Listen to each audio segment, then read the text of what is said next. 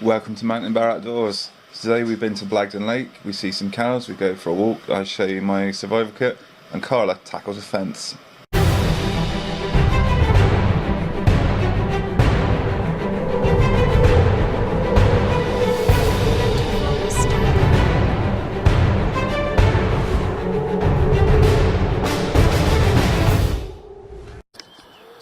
Hi guys, welcome to Mountain Bear Outdoors, and today we're at Blagdon Lake in the Mendips. We're going for a bit of a walk around the lake, walk around the village.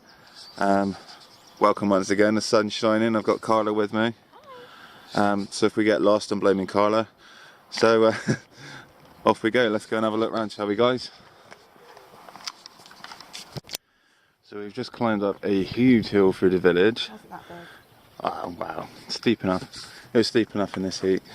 So yeah, you can see the lake in the distance. Apparently it's about a 3-hour walk, so we're just going to follow the footpath signs and we're going to have a bit of a wander around. I might do a little kit check. I've got my survival kit with me today, my little small black one. We'll open that up and get into that, and you can have a look at the contents and see why I made my own as opposed to buying a pre-bought one, pre-made. But head towards the church. So we've got to head towards the church apparently, so we're off around in this direction. Off we go. So if you like picturesque country views, I think you've come to the right place. It is quite warm, not a cloud in the sky. It's gorgeous around there. So we've just walked through the village, full of loads of quaint cottages and things like that. I didn't do too much filming because obviously it's invading people's privacy.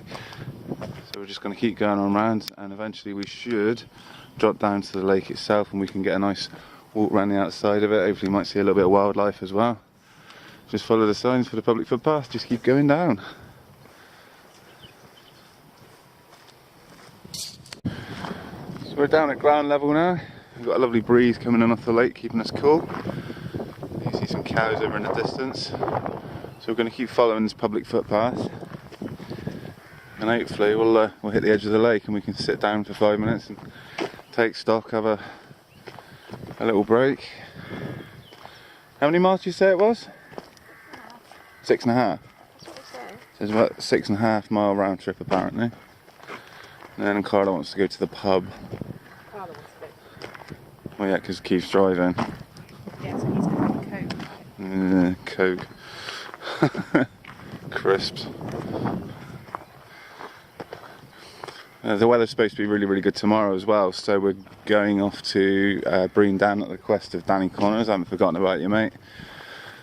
So we'll go out there tomorrow. I'll write down some facts and figures. I'll do my homework before we go out, so I can give you a little bit of history lesson as we go around as well, hopefully.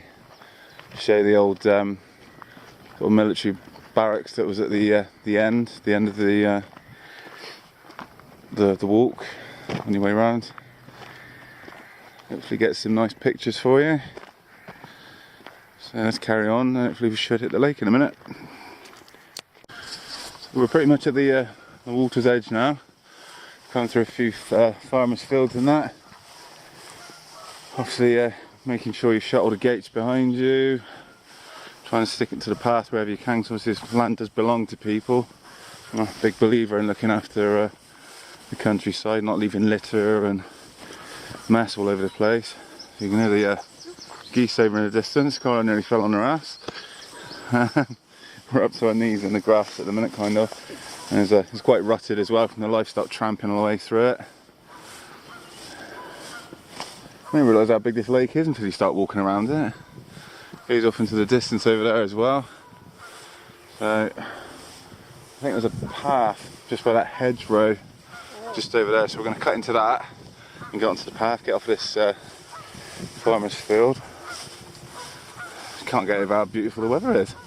You can probably see, you might not be able to see, these white blobs in the distance. We've got some swans on the lake. Some ducks. I didn't bring any bread for them.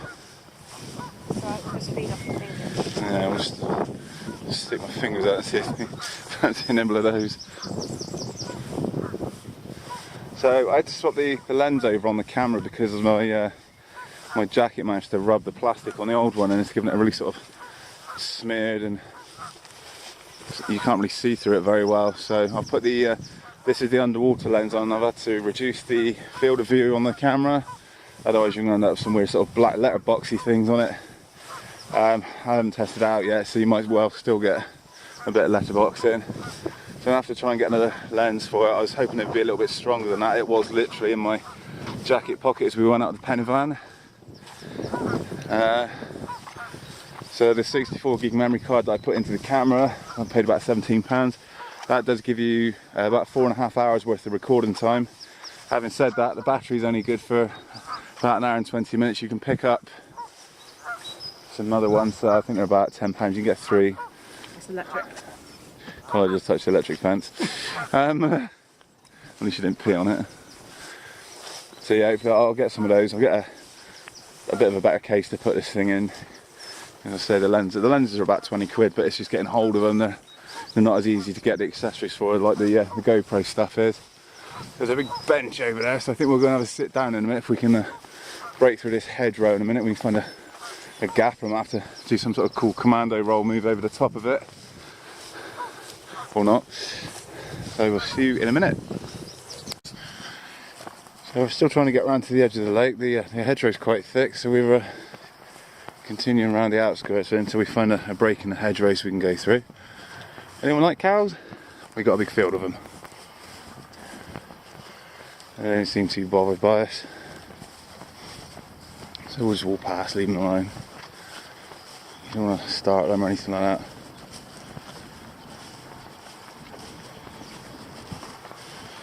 Leave them alone, they'll leave you alone. Hello. Hello.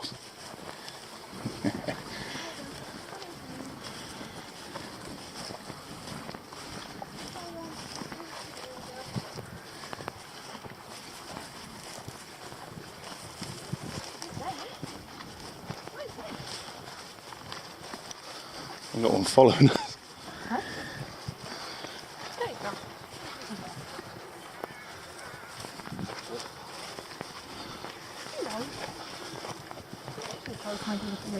We'll just leave them be.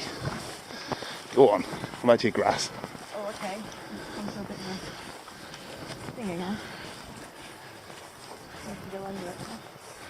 So you've got the electric fence, we're going to duck under that.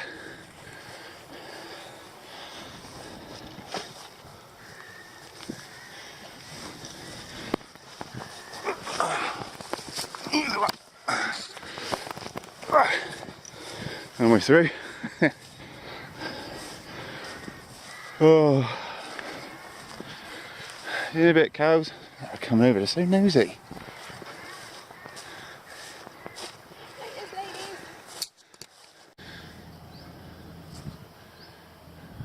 Cool in nature. Car had to shoot in there. Earthquake! I hate you.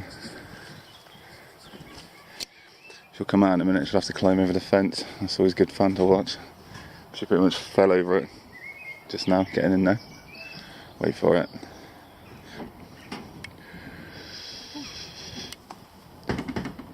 I'm a law-abiding citizen here. Law-abiding citizen. Can she tackle the fence? Go on, Carla. Oh, I threw my back again. I think we can safely call that a fail. Alright guys, so as promised, we'll have a quick look at the survival kit that I carry in my tactical man bag. This is an Otterbox 1000 series case. It's completely waterproof and crushproof. You can't get Otterboxes anymore, you'll have to get yourself a Pelly case which is comparable. They're expensive for what they are, but you guarantee to keep your kit warm and dry. So let's have a quick look inside. Okay. So this is going to be a faff to get back in. So we've got some fishing lights, snap glow sticks. And we've got a Fire Striker and a Swedish Star tin opener. Excellent bit of kit, I've used one of those for a long time. A commando wire saw. These aren't brilliant, they're very cheap, and they're very cheap for a reason. They snap very easily. They're good for weakening branches, and you can then snap them through if you need to. So we've got a candle, so you get that lit and you've got yourself a continuous source of flame. Some Kevlar cord, very strong. You can improvise bootlaces, repair your pack, use it for snares, holding up your tarp if you really needed to. So a non-lubricated condom that'll hold about 2 litres of water. We've got a small button compass. Mine's got a bubble in it. They're okay, they're a bit hit and miss on quality control. Sometimes you get a good one, sometimes you get a really crap one that breaks in 2 minutes. So we've got the Spyderco grasshopper knife. It's a slip joint UK legal blade. Very, very sharp. The BCB survival kits are absolute crap, the ones they put in. They give you some sort of non-branded little lock knife thing. It's blunt as a spoon. It's no good to anyone until you sharpen it up properly. So we've also got a tampon. These fluff up really, really well and you can use them to start a fire with. We've got a fire steel. This is a mesh metal one I got from a seller called Contact Left. It gives off like hot gobs of sparks.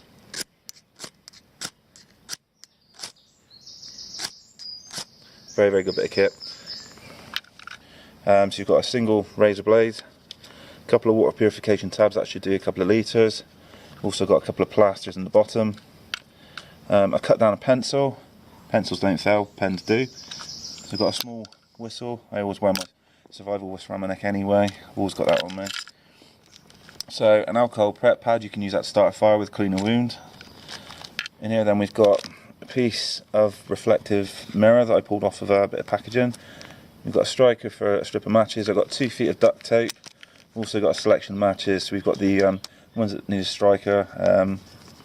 We've also got some of the waterproof matches as well. These burn for a minimum of about 10-12 seconds in any conditions.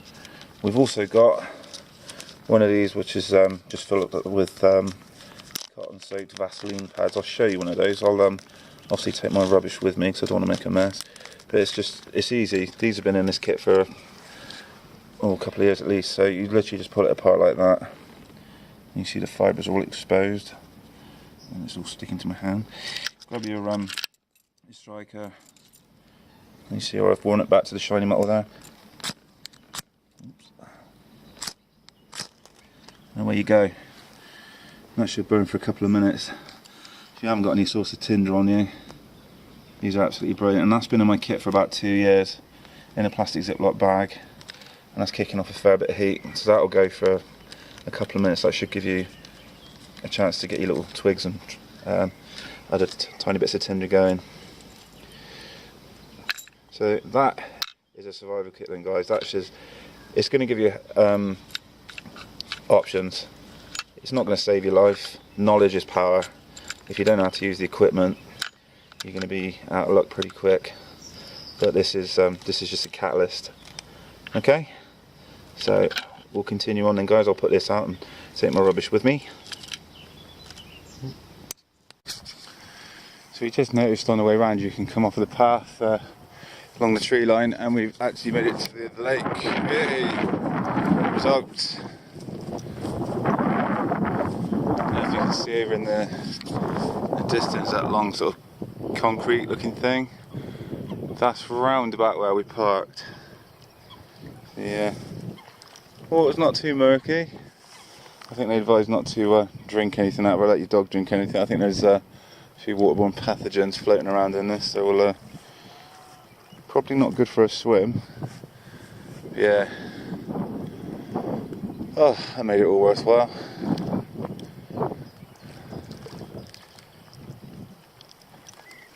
Yeah. So we'll have a mooch for a couple of minutes and then just round the other side and we're back to the car, and that'll be the end, guys. Only took us a few miles of getting stuck in hedges and mud and falling over fences, isn't it? So, yeah. Let's see you in a bit. So, we're around the opposite side of the lake now. You can't see it, but if I bring up the map on the old GPS maps, you are here. The blue triangle just there. If we move along, we're moving along the back edge of Blagdon Lake. Now we parked about here, so as the crow flies it's about 1.87 kilometres away, and the cows, nosy as ever, are coming over for a better look. Come on in, come on in. You might be brave enough to come over and have a scratch. Come on in, come on in. They're coming over. So yeah, on the old map thing then, I switched on about halfway around the walk because we weren't 100% where we were. So you see this red line going around the outside, that's the actual path we've walked. Come on in. And if you hit the quit button, it snaps back to where you were. And you're going to come over and have a fuss? Look at him. Nosy. Come on in.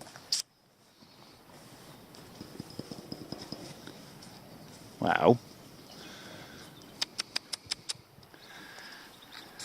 He's very inquisitive. I'm just glad we got the gate in the way because I'm not too sure about cows sometimes. If you start them on that, they can stampede, and you hear about ramblers and that getting trampled by the livestock. Come on in. Is this one going to be brave enough? Come on. Look at him. Hello. You guys supposed to be moving somewhere or something? Come on in, big guy. Oh yeah? Look at him. What's occurring?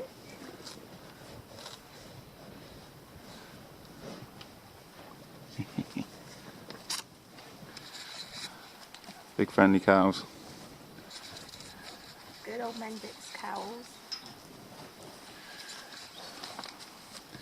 That'd have bored him, you know. Hmm? I would be too, mate. Yeah, he's got no food. He's not taking you anywhere. Nothing to eat, guys. Look at him.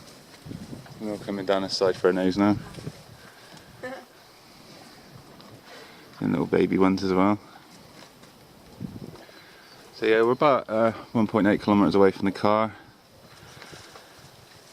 We've come up some fairly steep little hills, some nice little hills, and luckily we got the GPS with us, we know where we're going. These are the men, not an udder in sight. Yeah. All You little passed your balls. girlfriends earlier. So we'll carry on around in a bit, guys, and hopefully we'll wrap the video up, and that'll be that. I'll see you in a bit. So we're following this path all the way back to the car. Luckily, it follows the edge of the lake all the way back to the car now, so that all that trogging through the fields and not being able to see the lake's paid off, I think. We'll finish that towards the end. You see we've got loads of ducks and swans in the distance. You probably can't see it, the camera's not powerful enough, but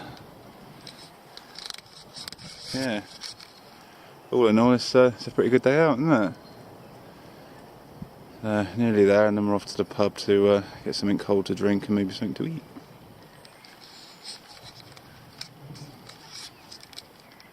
Well worth a trip. I would say bring a GPS, or make sure your map reading skills are proficient. The public pathways are marked, but there's a few sort of various different ways that you can go, and you can end up taking the long way round and getting turned around and getting a little bit confused.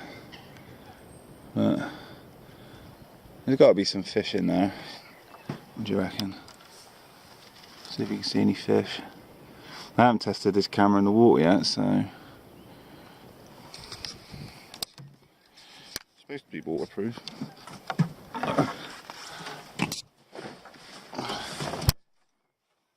What do you reckon, guys? Can you see anything?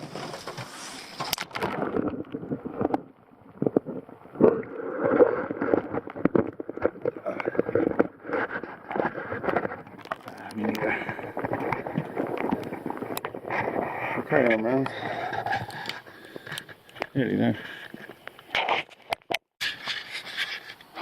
We're at the end of the road, guys. Blagdon Lake in the Mendips. That's the road just over there. We're parked just down the end.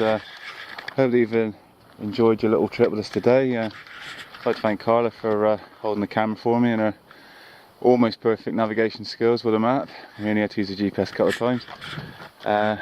So yeah, hope you enjoyed the day out, and this is Matt and Bear Outdoors. I'll see you soon.